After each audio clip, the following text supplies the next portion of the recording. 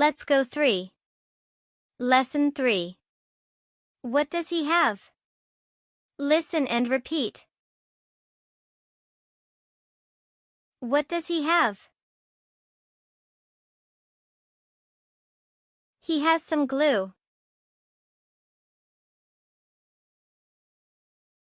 What does he have? He has some paper.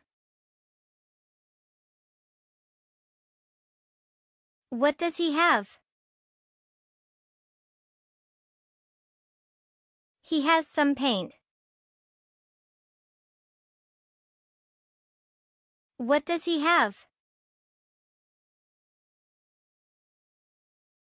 He has some chalk. What does he have? He has some ribbon. What does he have? He has some string.